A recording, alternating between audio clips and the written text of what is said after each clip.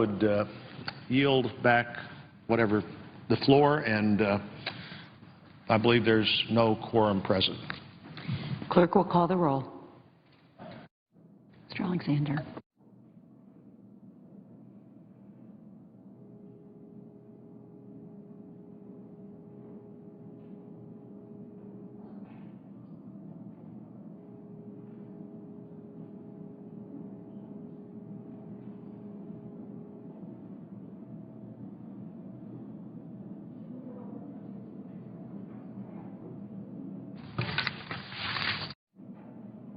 President. Senator from Wyoming. Thank you, Madam President. Madam President, how much time is remaining? We're in a quorum call. Madam President, I ask unanimous consent that the quorum call be vitiated. Without objection. Thank you, Madam President. Madam President, how much time remains? 8.5 minutes. Thank you, Madam President. Madam President, I come to the floor today noting that the front page of Politico today mentioned that the tech chief for the Obamacare website says up to 40% work is left on Obamacare. Financial management tools are unfinished. Madam President, this website has been a debacle. People all around the country are angry, they're anxious, frustrated, bothered. But mostly I'm hearing anger from people in Wyoming. And it's not just the website. I will tell you the website is just the tip of the iceberg. People are furious when they get letters of cancellation, when they have coverage canceled, and then they see higher premiums. People are finding out all across the country because of the health care law they can't keep their doctor. They're hearing stories about fraud, identity theft, higher copays and deductibles. So I bring to the floor today a couple of letters that I've had from people in Wyoming. And last week, Veterans Day, I was in Douglas, Wyoming for the flag-raising ceremony at the American Legion at 7 a.m., talking to folks, some who had gotten cancellation letters. And let me just read from you a letter from a family in Douglas, Wyoming, a small community, Converse County. They say, we just found out that our current health insurance policy with Blue Cross Blue Shield of Wyoming, which is a $20,000 deductible for our family, will not be allowed after January 1st. Only those under age 30 will be able to have catastrophic plans. They say, we work, we ranch, we work very hard, we have been healthy, we can't afford and don't believe a lower deductible makes sense for us. So this is a family, they decided what's best for them as a family. Not what the government told them they had to buy, but what worked for them as a family. And so they wanted to, they said what they bought is something that made sense for them. Basically, we have had insurance to avoid losing our cows, losing our land if something catastrophic happened to us. Don't know what we'll do if you guys don't get this derailed. So, Madam President, as someone from the Rocky Mountain West, I will tell you, in a community of lots of ranchers and farmers, what they're trying to do is insure against a catastrophic loss. They go on and say, quick side note, we think most people expect health insurance to cover everyday costs. It wouldn't make sense, and it would cost way too much to get insurance to cover new tires, oil changes, washer fluid, new batteries, regular upkeep for our vehicles. If we only had insurance for big health issues, which is of course what they wanted to do, for big health issues, it wouldn't cost as much for all of us in the end. They go on, Obamacare doesn't deal with any of the issues of why health care in America costs what it does and truly seems to make it all worse. Thank you for what you do. We know you already understand this. We just thought you should know what we are dealing with. So that's a ranch family, Douglas, Wyoming, Converse County. And then this past Saturday night, I was in Lusk, Wyoming, Niobrara County, and have an email that I'd like to share with you from Lusk, Wyoming. Again, somebody who had canceled coverage, higher copays, all of the things we're talking about. And just for a second, Madam Chairman, let me just show you Madam President, the list of number of people that have been canceled. 4.7 million Americans have had their health insurance canceled in 32 states. And we don't even have the numbers for a number of other states. This is what people all across the country are seeing. So I would say, let me just read this email from Lusk, Wyoming. This is someone who said, I have supported the President and the Affordable Health Care Act since the beginning. He then goes on, he said, that all changed on Thursday. All along, we have been told if we have insurance and we are satisfied, no changes will be necessary. He goes on, this is a misleading statement. I was informed by my company, he said, my policy will be canceled in December. Then they will offer me another policy, but with huge changes. My premiums will go up, my deductible will go up. This isn't the same as my current policy. I feel like after decades of paying my own insurance, I'm being penalized. He said, I won't, this is somebody that supported the President in the health care law. He said, I won't call it lying, but the President certainly misled a lot of us middle-aged Americans. He says, I do have one alternative I'm pursuing. I can buy insurance that doesn't meet the guidelines of the Act. However, I will then be forced to pay a penalty for noncompliance. I can afford my insurance and the penalty. Once again, Americans do not like to be misled. From the top leadership down, it simply helps to solidify the mistrust we have in government. Thank you for your solid leadership. Madam President, that's why I'm here today on the floor. We need to hear from more stories from people around the country, and not just Republicans. Democrats need to hear the stories. I would say, tweet us your story at #YourStory. Republicans have better ideas about ways we can actually help people get the care they need from a doctor they choose at lower cost. This health care law is hurting many, many millions of Americans. We now know the President knew it at the time when he continued to repeat the fact that not the fact, but repeat the line, which we now know is a misleading line to the American people. And very soon we're going to see the line of if you like your doctor, you can keep your doctor. Millions more will be losing their doctor, and there is great damage continuing to be done. We need to start over. Thank you, Madam President. I yield the floor.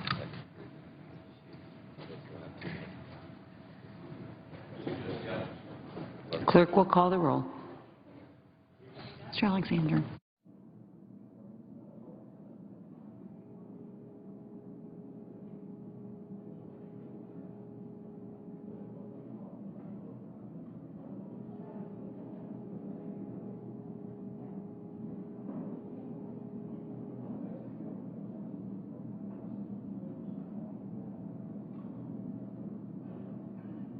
Consent that the quorum call be dispensed with.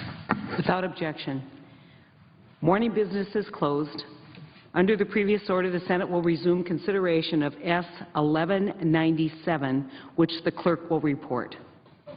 Counter number 91, S. 1197, a bill to authorize appropriations for fiscal year 2014 for military activities of the Department of Defense and so forth and for other purposes. Under the previous order, there will be up to 6 hours of debate only. Madam President, Senator from New York. I rise today to speak about my amendment to the National Defense Authorization Act, an amendment known as the Bipartisan Military Justice Improvement Act.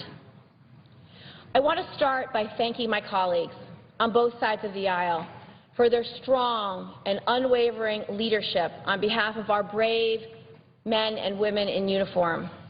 I could not be more proud of the bipartisan work that has been done to do the right thing. I want to thank Senator Reid, Senator Booker, Senator Heller, our three most recent supporters of our bill. I want to thank them for their extraordinary leadership and determination to end the scourge of sexual violence in the military. I also want to thank my colleague and friend from Missouri for her unwavering commitment to helping victims of sexual assault. Although we disagree on my amendment, I want to remind all our colleagues that the defense authorization has been made stronger in innumerable ways by Senator McCaskill's work, advocacy, and dedication.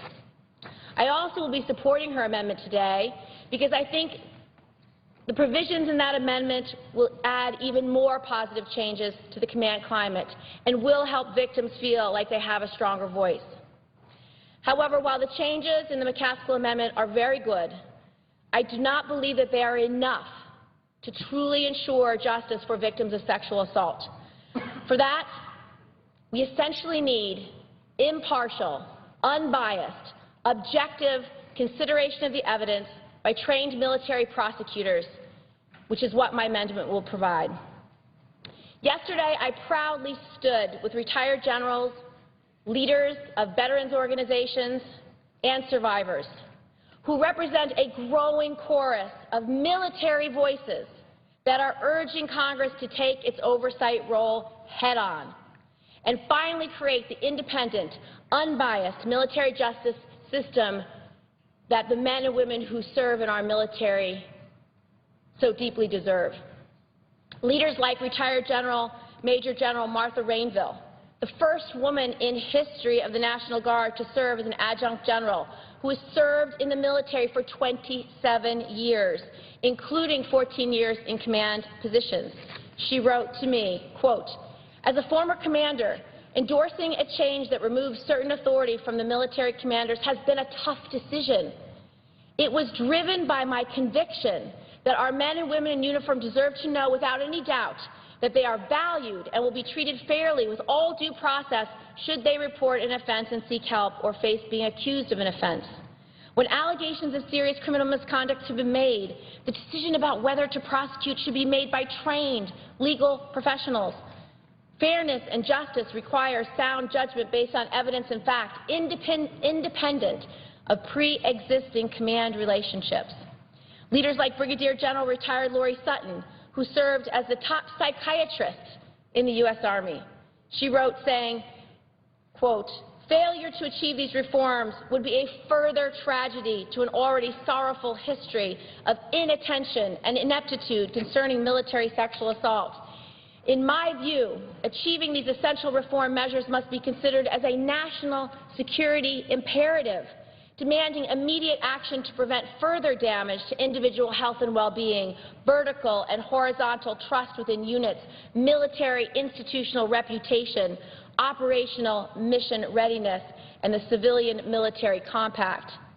Far from stripping commanders of accountability, as some detractors have suggested, these improvements will remove the inherent conflict of interest that clouds the perception and all too often the decision-making process under the current system.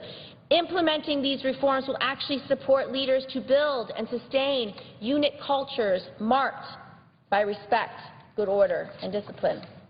And Lieutenant General retired Claudia Kennedy, the first three-star female general in the Army, wrote, quote, "Having served in leadership positions in the U.S. Army, I have concluded that if military leadership hasn't fixed this problem in my lifetime, it's not going to be fixed without change to the status quo.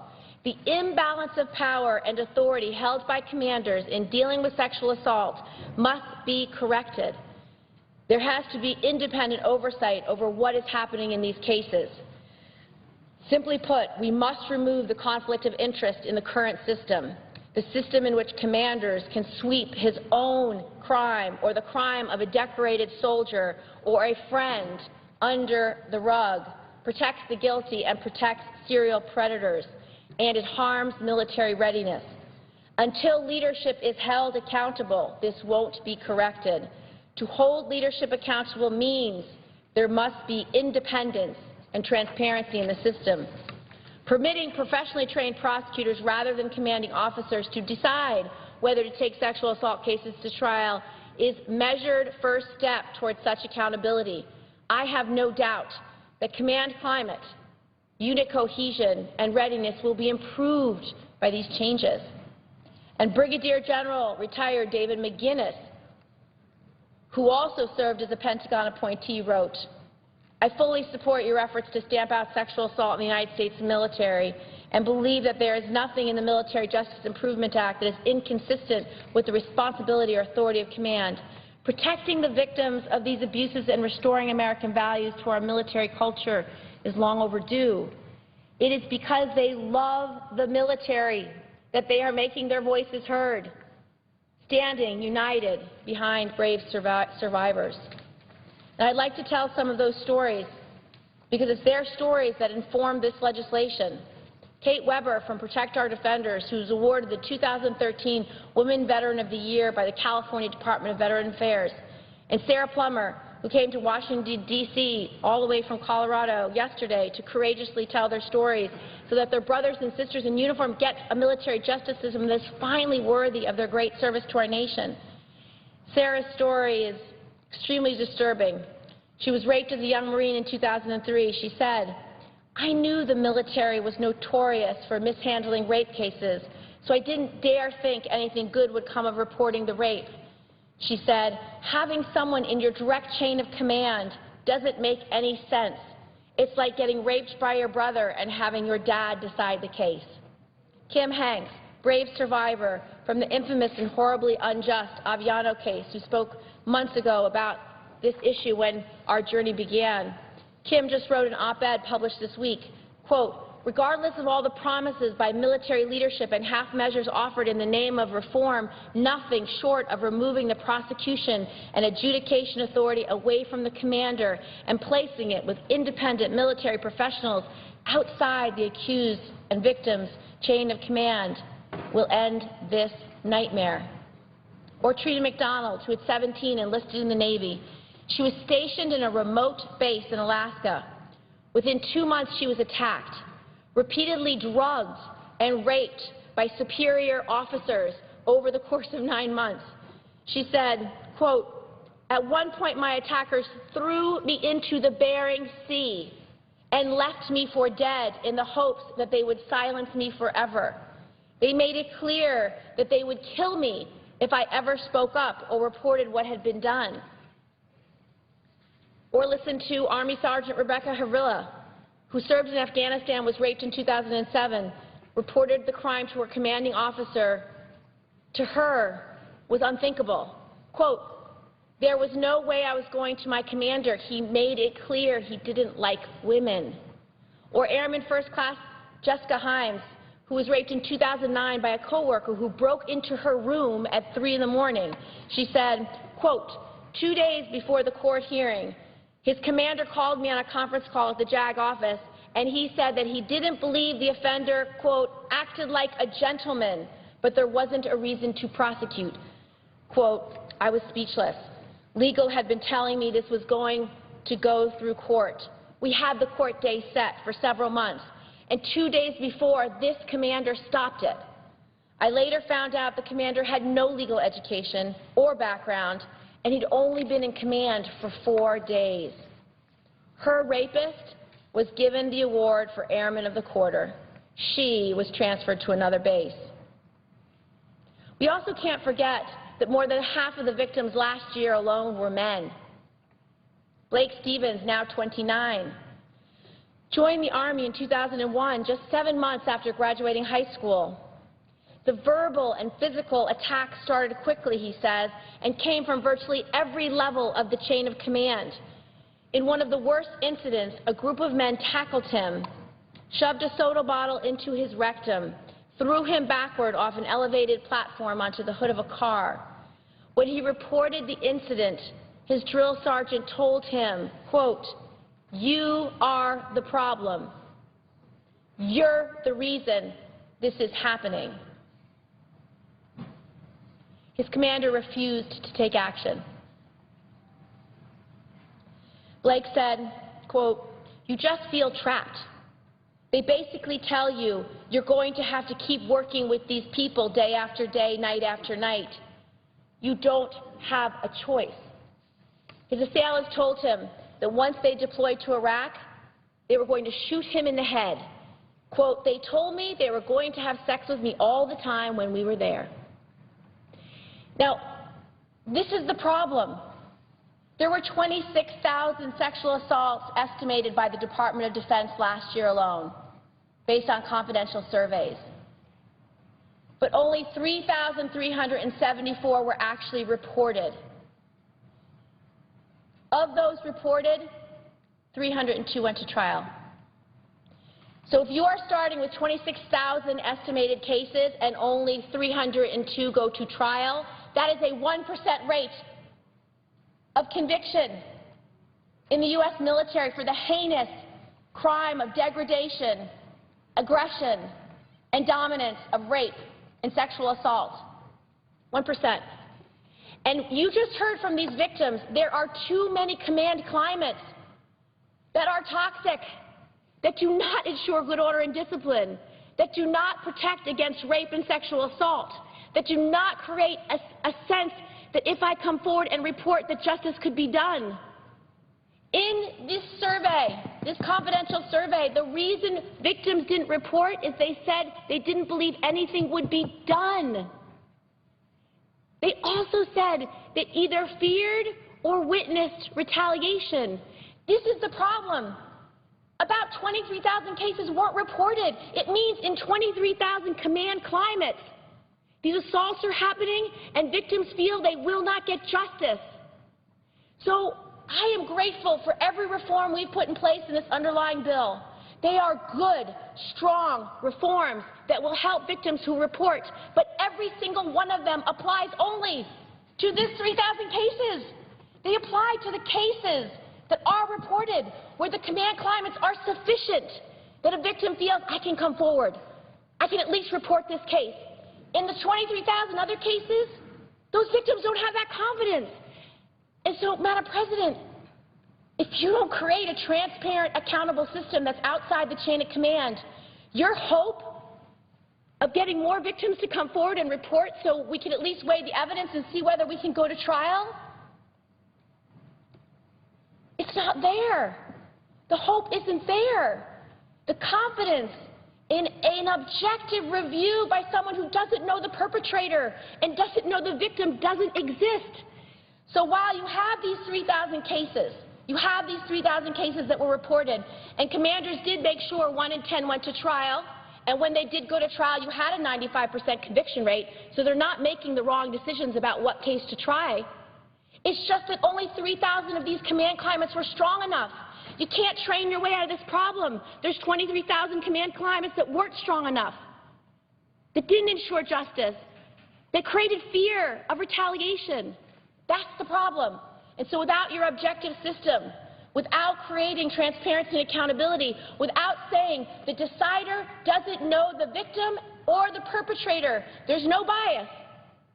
Because in too many cases, as you heard from these stories, the perpetrators may well be more valuable to the commander, may well have several tours of duty under his belt, may well have done great acts of bravery, may well have 2 kids and a wife at home. And so when that commander looking at the case file says, can't possibly have happened, didn't happen this way, he weighs the evidence differently than someone objective who's trained, who actually knows the difference in these crimes and knows what a rape is. They know that a rape is not a crime of romance. They know that a rape is a crime of dominance. They know that a rape is a crime of violence. It's not about a date gone badly. It's not about hormones. It's not about a hookup culture.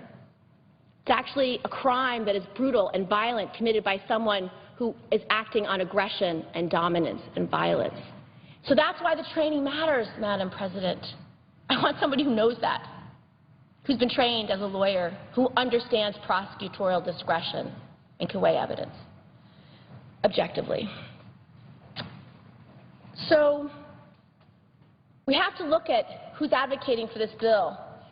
Our veterans organizations, Iraq and Afghanistan Veterans of America, want this reform. Vietnam Veterans of America want this reform. Service Women's Action Network want this reform. They're all speaking in one voice. And they say, quote, "A vote for an independent and objective military justice system is a vote for our troops and a vote to strengthen our military." They know. They've served. They're veterans.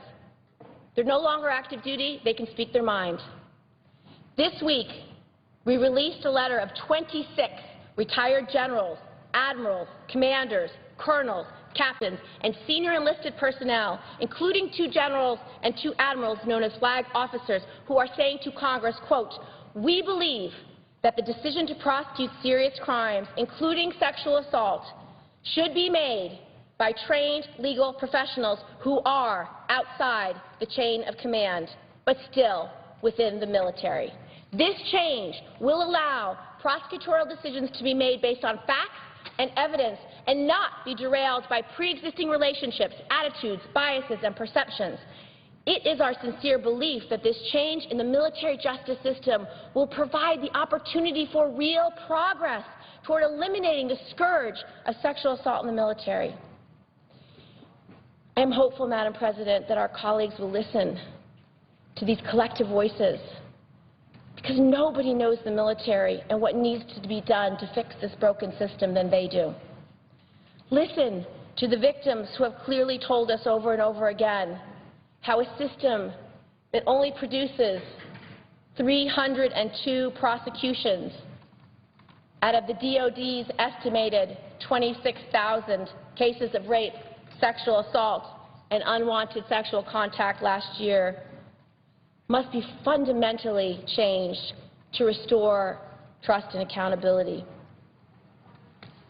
These men and women of America's military have put everything on the line to defend our country. Each time they are called to serve, they answer that call. But too often, these brave men and women find themselves in the fight of their lives, not on some far-off battlefield against an enemy, but right here within our own soil, within their own ranks, with their commanding officers, as victims of horrible acts of sexual violence. Sexual assault is not new, but it has been allowed to fester in the shadows for far too long, because instead of the zero-tolerance pledge we have heard for 2 full decades now, since Dick Cheney was the Secretary of Defense, using those words in 1992, what we truly have, Mr. President, is zero accountability. There's no accountability because the trust that any justice will be served has been irreparably broken under our current system, where commanders hold all the cards over whether a case moves forward or not to prosecution. Now, there are those that argue that removing these decisions out of the chain of command into the hands of independent prosecutors in the military will diminish good order and discipline. This is not a theoretical question. We actually know the answer to this. Our allies have already made these reforms, and they have not seen a diminishment in good order and discipline. The UK, Israel, Australia, Canada, Netherlands, Germany, all of them have taken the decision-making of whether or not to prosecute cases outside the chain of command for civil liberties reasons, some in instances of defendants' rights, some in instances of victims' rights, to make their justice system better. We could use a better justice system. We could use that transparency and accountability here. We have a unique problem. I think this reform solves our problem. The Director General of the Australian Defence Force Legal Service, Paul Cronin, said that Australia has faced the same set of arguments from military leaders in the past. Quote, "It's a little bit like when we opened up to gays in the military in the 1980s, Cronin said. There was a lot of concern at the time that there'd be issues, but surprisingly, there haven't been any. There are those who argue that our reform our reform would somehow take commanders off the hook, or that they would no longer be accountable. Let me be clear. There is nothing in this bill that takes commanders off the hook. They are still the only ones responsible for setting command climate, for maintaining good order and discipline, for making sure these rapes and assaults don't happen, to making sure there's no retaliation if a victim comes forward, to make sure that the command climate is sufficient so when they do come forward. This is a legal decision. And actually, most commanders never get to make this legal decision. Your platoon sergeant, your drill sergeant, they're never going to be able to be the convening and disposition authority. That's not their job. But they still have to maintain good order and discipline. They're on the hook. And the underlying bill is strong because we make retaliation a crime to give them just one more tool to help them set their command climate. There are those who argue that this reform will cost too much. I do not know how you could possibly say that enforcing cases and prosecuting rape in the military costs too much. Our men and women in uniform are worth much more. Not only do these critics ignore the fact that we already have trained JAGs serving in our military, they actually ignore the financial cost of sexual assault in the military. The Rand Corporation has estimated that this scourge costs $3.6 billion last year alone. There are those who say commanders move forward on cases that civilian prosecutors won't. To claim that keeping prosecutions inside the chain of command will increase the prosecutions is not supported by the statistics. Because if you only have 3,000 or so cases being reported and 23,000 cases not being reported under the current system, if you change that system and those 23,000 cases start becoming reported cases, you will have more prosecutions. You will have more convictions. You will have more justice.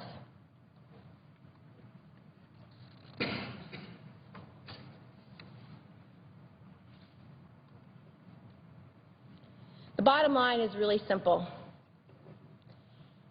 The current system oriented around the chain of command is producing horrible results and has been producing horrible results for 25 years. The current structure is producing 1% of cases that go to trial. That is not good enough.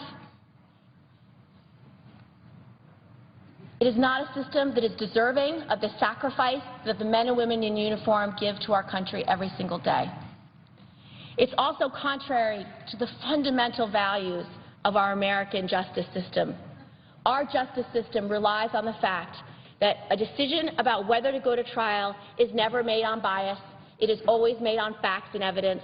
It's not made on whether it's good or not for the commander. It's made on whether or not there are facts and evidence to prove that a serious crime has been committed. For all those that say this is a radical idea and should just wait till next year, the DOD has an advisory panel that actually has opined for the past 50 years on the status of women in the military. That panel, called the Dakowitz, that panel had a vote on these proposals, and they voted in favor overwhelmingly with no one against. Of the 10 votes that we have, 9 are former military, 4 are high-ranking generals and officers. The non-military voice is the head of the Women's Law Center. Knowledgeable individuals who are actually tasked by the Department of Defense, handpicked by the Department of Defense, to opine on the status of women in the military, and they have voted to support these measures. Secretary Hagel has even said that he, quote, places a great premium on the voices of this panel. I've not come to the conclusion that we need to fundamentally reform our military justice system in order to strengthen it. But this is a common sense proposal. It's not a Democratic idea. It's not a Republican idea. It's just doing the right thing. And if you listen to these survivors, veterans, retired generals and commanders, they believe this change is needed. But even our current military commanders at the Department of Defense do not dispute the problem or the facts or the reason of the problem. Commandant of the Marine Corps, General James F. Amos, said in a speech earlier this year, the victims don't report these cases because, quote, they don't trust us. They don't trust the chain of command. They don't trust the leadership. We have to restore that trust. And if you have too many commanders and too many command climates, the 23,000 unreported cases where that trust is broken, you're not going to fix it by keeping it with the commanders. That is the problem. This is the fundamental problem. Listen to Chairman of the Joint Chiefs of Staff, General Dempsey, who said that the military is sometimes, quote, too forgiving, end of quote, in these cases, admitting bias in the system towards decorated officers. Mr. President, I firmly believe it is our obligation to restore that trust. Our fundamental duty as senators, as members of Congress, to provide the needed oversight and accountability over the armed services. We should not do what the generals are telling us to do. This is our job.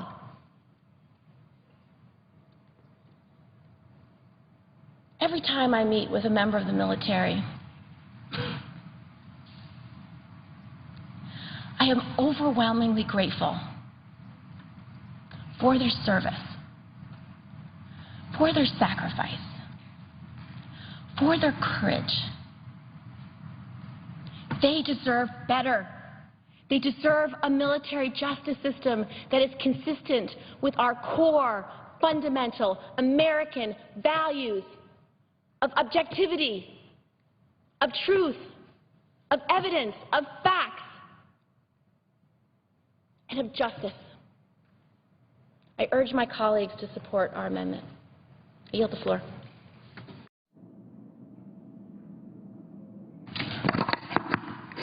Mr. President, Senator from Missouri. I ask unanimous consent that at any time spent on quorum call during this debate on the sexual assault issue be equally divided between Senator Gillibrand on one side and Senator Ayotte and Senator McCaskill on the other side.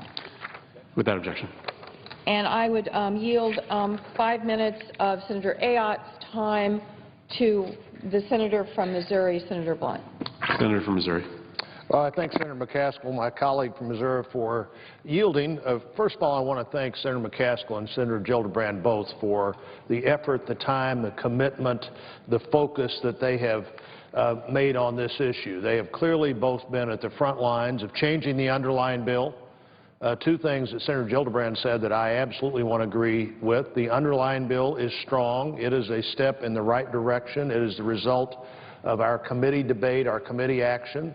I think I heard the senator from New York say that she was supporting the McCaskill amendment, which adds even additional things to that. And I also am supporting that amendment. It does a number of things that I think make the bill even stronger. It says that commanders will be evaluated based on this as one of the factors, that no longer would this just be something, if it happens to come up, you talk about it, but the commanders will be evaluated based on what they did to change the command atmosphere, what they did to protect people against sexual assault, what they did to create an atmosphere where these things not only don't happen, but when they do happen, they're vigorously dealt with and looked to as something that has to be dealt with, and the commanders will be evaluated in that way. There's another layer of review in the McCaskill amendment. If the commander disagrees with something that's happened in this process, they have to kick that review up another level. The so-called good soldier defense, no longer a defense. This is about this incident, this assault, this accusation, and dealt with solely in that way because of this additional amendment that I think many of us will support, that will be added to what's already a strong underlying bill. Also, this amendment would allow victims to express a preference, whether they'd have this pursued in a civilian trial or in a military trial, a court-martial. Those are all good additions. I think that's why both, not only why Senator McCaskill proposed them, but why both the senator from New York and I would be supporting that amendment. I believe that the amendment improves what the committee did, but I think the committee had a full debate and a long debate and a vigorous debate on how important it is that commanders be involved. You know, Senator McCaskill, my colleague from Missouri, has been a leader on this all her time in the Senate. She came to the Senate. One of the things in her background was a county prosecutor, but specifically a prosecutor of sexual assault cases. I have relied on her judgment as we looked at these issues, and I think her judgment is borne out by so many things we heard in the committee. Senator Ayotte, who will be here speaking for this amendment and for the underlying bill, for the McCaskill amendment and the underlying bill. Senator Fisher, also on the Armed Services Committee, will be part of that debate. You know, we introduced a bill, the Armed Services Committee did, that has the most comprehensive legislation targeting sexual assault that's ever been considered by the Congress. We add to that these important elements of another McCaskill amendment. 26 provisions are in the underlying bill that deal with this issue. It's was among the most difficult decisions I think we met, but also one of the important decisions that we met. The idea that commanders would have responsibility for the atmosphere they create. One of the things that was mentioned more than once was what finally happened as we integrated the armed forces. You know, President Truman, I stand here by his desk, one of our predecessors in the Senate from Missouri signed the order that integrated the armed forces. President Eisenhower pursued that further, but only when the command structure was given absolute responsibility to deal with what had become a real problem, as there were even race riots on ships, according to Senator McCain, who talked to us about this. It was when the commanders were given the responsibility to see that this problem was solved that it was solved. I think this bill and the additional amendment that I'll be supporting, the McCaskill amendment, really clarifies in new ways how important it is that commanders accept this as part of their command responsibility. The numbers that Senator Gillibrand talked about are totally unacceptable. Totally unacceptable.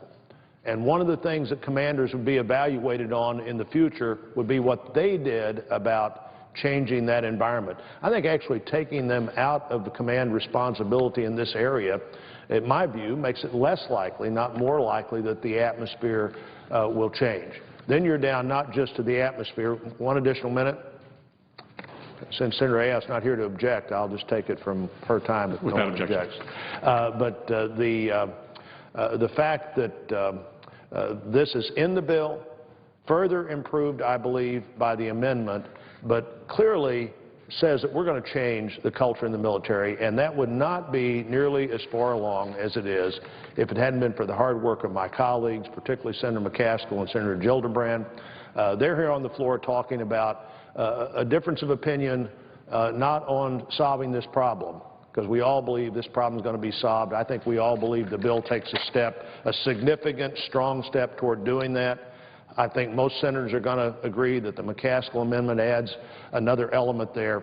I'm glad that the Defense Committee, the Armed Services Committee, and now the United States Senate is taking additional steps to solve this problem. It's a tragedy for every individual in the military, man or woman, who has been the victim of a sexual assault, reported or not. And whatever we can do to see that they're reported and that they're minimized and they're ended is what ought to happen. I hope this bill does that. I believe it does. I was pleased to be part of bringing this bill to the floor, and I will be pleased when I think the McCaskill amendment will be added to it today and we face a new view of how this issue is dealt with, and I would thank the Senate for the time. Mr. President. Senator from Missouri. I want to thank Senator Blunt for his comments and appreciate his hard work on the Armed Services Committee as we tackle this issue that all of us have an emotional commitment to for all the right reasons. I want to thank Senator Gillibrand. We both want fundamental reform. We both are working as hard as we know how to get it. We have a fundamental disagreement about how best to obtain that goal, and I'd like to go through some of that disagreement for the next few minutes. The 26 historic reforms that are in the bill are going to make our military the most victim-friendly criminal justice system in the world. In no other system does a victim get their own lawyer. In no other system will they have the protection and the empowerment and the deference that we are creating for them in this bill. In my years of experience handling these cases, hundreds of them with victims, I would have given anything if that victim had the confidence of independent advice. I think it would have made a tremendous difference in the staggering number of victims that refuse to go forward. This is the most personally painful moment of anyone's life. And make no mistake about it, no matter what we do in this chamber, and no matter what this bill accomplishes, we will never be able to get every victim to come forward because of the nature of this horrific crime. But but we have to do better. Like Senator Gillibrand, I have talked to dozens and dozens and dozens of victims. I have talked to prosecutors, spent hundreds of hours with prosecutors, military prosecutors, women and men, veterans, commanders, active and retired. And just like there is not agreement among all the women in this chamber, there is not agreement among all the victims. There is not agreement among all the veterans.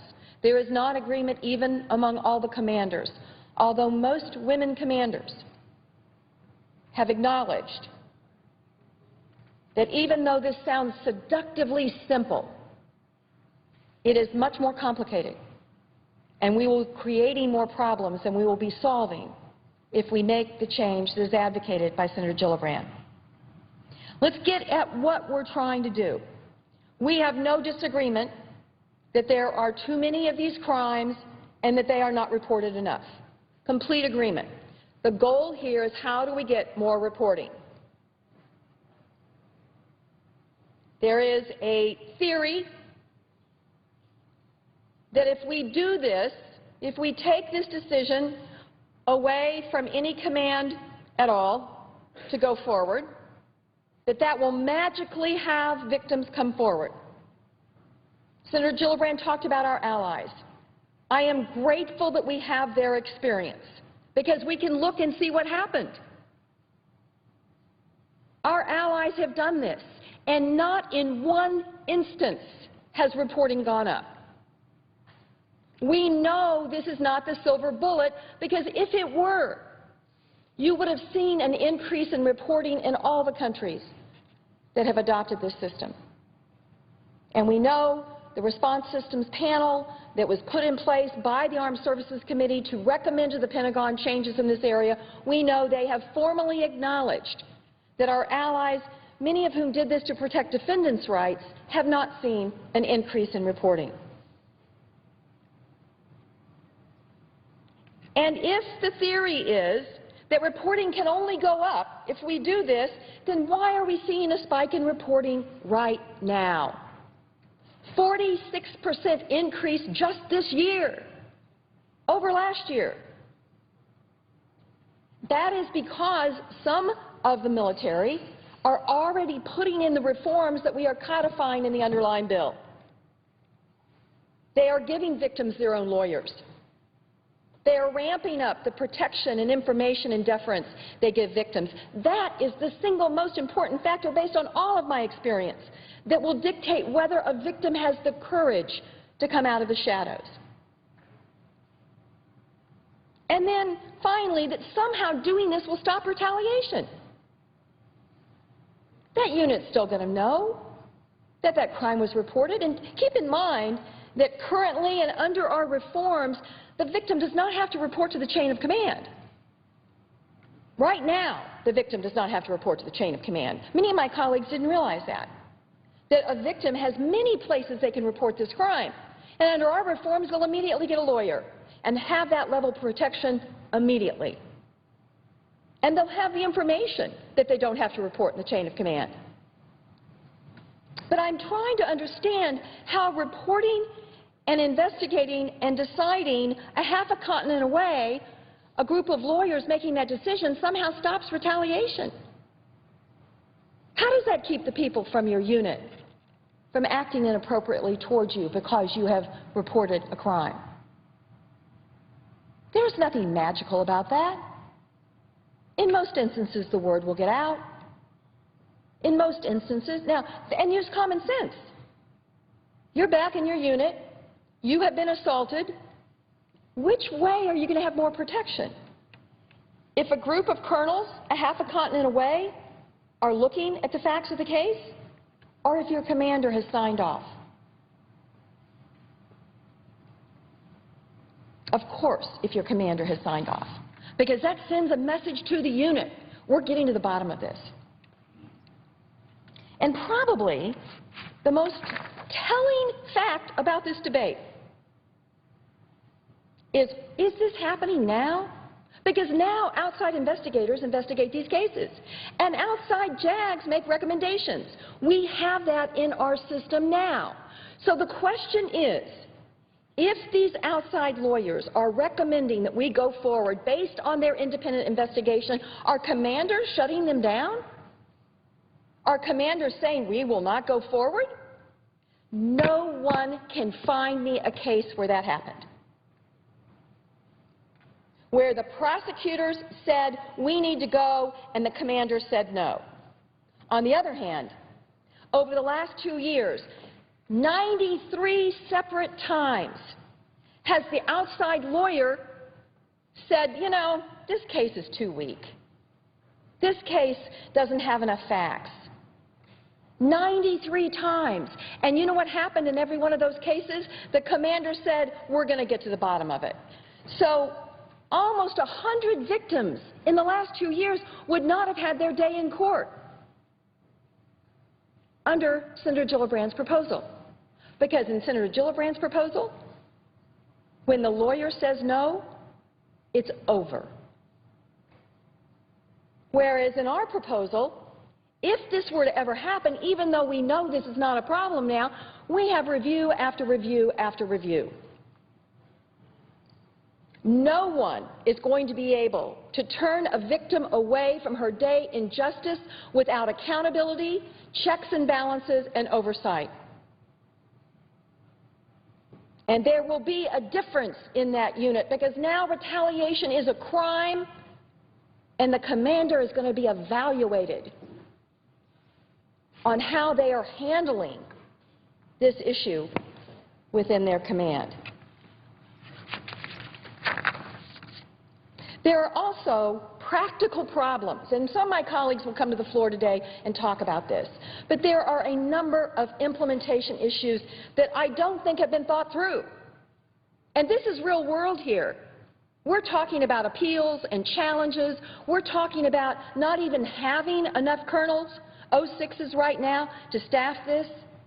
We're talking about risking the ability to get a speedy trial. We're talking about eliminating the ability to plea bargain. And let me just tell you, Mr. President, having handled these cases, I think people sometimes make the assumption that a plea bargain is about copping out. It's about not protecting the victim. I can tell you, talk about stories of victims, I can tell you story after story of real people that I dealt with that came forward, said, yeah, I think I can do this, and one woman I'll never forget came to me and said, my mental health counselor says testifying in court will set me back so far I can't do it. But can you get something on him? Can you get something on him? And in those instances, you think that defense lawyer is going to plead to a sexual offense? Or even a serious offense? But we were many times able to get something on him so that the next time, if it happened, we at least had a better shot. Many times plea bargains are dictated by victims. The practical way this will be implemented, it is and these are military prosecutors telling me this, that it will really limit their ability, create serious due process concern. In her proposal, this outside lawyer picks everybody. Picks the defense lawyer, picks the jury, picks the prosecutor. Now, how is that going to stand up to a due process claim? It's not clear who picks the judge. That's left silent. I don't know who picks the judge. It is not clear. That's another question. Who's going to decide who is going to actually pick the judge? It eliminates the option of non-judicial punishment. Take the case of the Air Force airman who was just recently tried in civilian courts. He was initially charged with a sexual offense. It was reduced to a simple assault. Now, if that had been within the military, they couldn't have done that because it wasn't a serious offense. So it goes back over to the convening authority within the command. And then that soldier knows they're not going to do a trial. They can't. And all he has to do is turn down non-judicial punishment. Some of these difficulties will be explored in more detail, as I say, throughout the day. But here's the one I don't understand. If you believe deeply in the policy that you are advocating, why in the world would you proactively limit the ability to resource it? In the language of the Gillibrand Amendment, it actually says there shall be no funds authorized for this, no personnel billets authorized for this. And the military has estimated over $100 million a year just in personnel costs because they have to create a completely different system outside the system they currently have, which will still be operative for some offenses that are related to the military and that are low-level offenses. But we have to have a whole new system for arson, for robbery, for theft, for murder, for sexual assault. And yet she proactively in her amendment says we can't resource it. That is truly one that it makes me scratch my head. There is a lot of problems surrounding this amendment. But let me emphasize, our goals are the same and our motives are pure. We believe, and we believe this is borne out by the data, we will have more prosecutions because it will be very easy for lawyers a long way away, overworked, under-resourced, to say, you know, this is a consent case, it's a little messy, everybody was drunk, let that one go. And then it's over. Let me briefly talk about what we have in our amendment because it's also very, very important. Once again, empowering victims further. In our amendment, we're going to allow victims to formally weigh in whether they would prefer, if there is concurrent jurisdiction, for the civilian authorities to handle the case in addition, or whether they would rather the military authorities handle. It strengthens the role of the prosecutor because it provides another layer of review over the prosecutor's decisions. It increases the accountability of commanders, making this evaluated on their forms and adding that another layer of review. And it eliminates the good soldier defense. It is irrelevant whether someone's a good pilot if they have sodomized or raped someone in the military. And our amendment will make it irrelevant and inadmissible. I want to thank the President for the time. I know that we have others that want to visit on this, and I will be happy to be back later in the day to talk about specifically some of the other issues in this bill. I do not see anyone else here right now, so I would suggest the absence of a quorum. Clerk will call the roll. Mr. Alexander.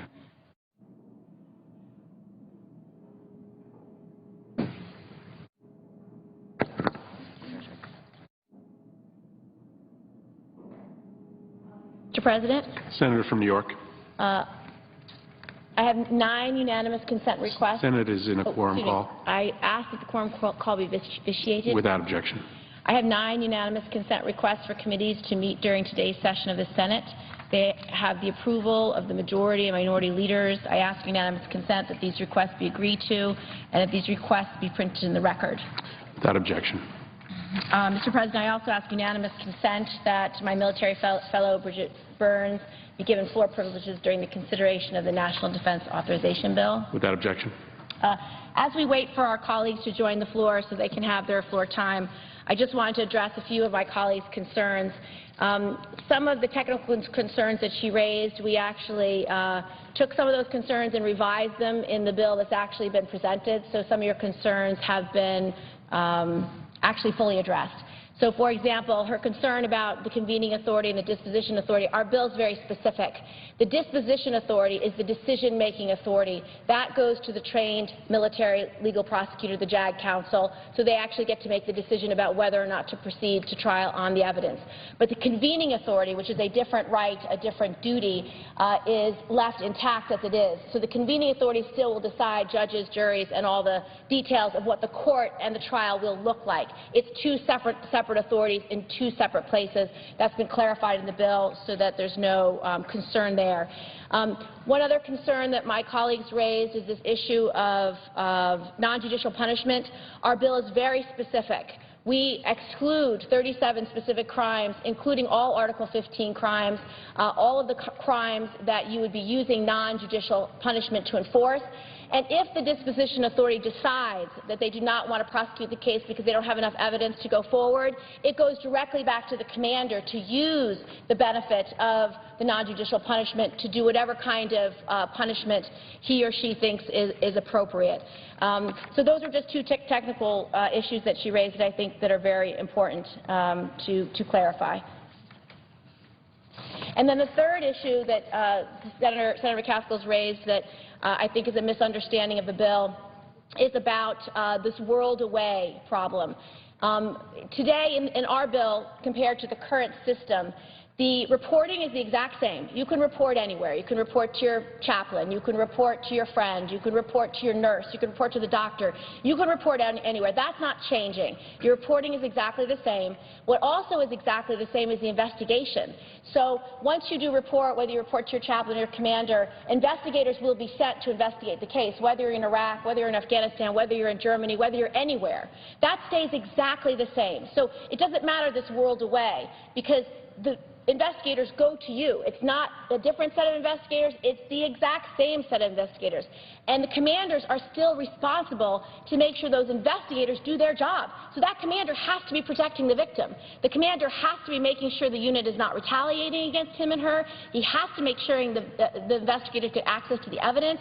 He has to make sure that the command climate stays strong and that there is good order and discipline. That never changes. Those commanders are always responsible for good order and discipline and command climate. The only difference under this bill is after the investigation is completed and there's a file of evidence, it doesn't go sit on an 06 commander's desk. Now, 06 commander is colonel and above. It's quite a senior commander. He may not even be in Afghanistan or in Germany. He may not be exactly where that crime has occurred. The 06 commander will look at the file and decide, has a crime been committed and is there enough evidence to go forward? Instead of that commander making that decision, this bill proposes that it will be a trained military prosecutor. So it doesn't matter what desk the file goes on. What does matter is that the desk of the person whose desk that file goes on is objective. What matters is that person is actually trained, understands the law, understands the nature of the crimes, can weigh the evidence and make a decision based on the evidence, not whether he likes or doesn't like the victim or values or doesn't value the perpetrator. Those biases is what is affecting the system negatively today. So that is why the world away is not a concern, because the investigation proceeds exactly as it ever has been. The only difference is whose desk it goes on to make the ultimate legal decision. And then last, back to this issue of whether commanders are being held accountable. Commanders are held accountable. We actually have it in the underlying bill. Not only is retaliation now a crime, but they will be measured, as Senator Blunt said, on whether their command climates are strong. Is your command climate strong enough to make sure these rapes aren't happening? Is your command climate strong enough so that retaliation of a victim doesn't happen? And is your command strong enough that that victim, that he or she believes that justice is possible? So they're going to be evaluated. So commanders are going to be held accountable. And I don't think it's appropriate that you're holding a commander accountable based on whether he weighs the evidence properly. That's a legal judgment. It's not based on whether you're tough or not tough on these rapes. It's based on, is there enough evidence to show that a crime's been committed? It should be a technical legal decision, not a decision based on how tough you are on crime. That's not the measurable. It's just not the measurable. And so commanders are going to be held accountable for their command climate, for good order and discipline. And whether they make a legal decision up at the colonel level is not determinative as to whether they've done their job. And the commanders who are getting the opportunity to make those legal decisions today, they're not doing a bad job. Of those 3,000 cases reported, 1 in 10 went to trial. That's not a terrible ratio. And the ones they do choose to go forward, 95% conviction rate. And yes, I agree, in those 100 cases where commanders said move forward, the conviction rates weren't as high. Some of those cases, they had convictions, some didn't. And those are excellent opportunities for the victims to be heard. But we don't want just 100 more cases going forward.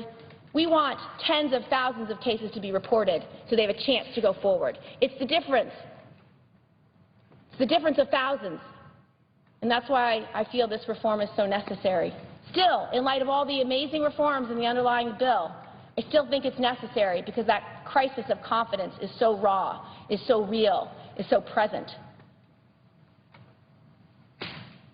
I suggest the absence of a quorum. Senator from Virginia.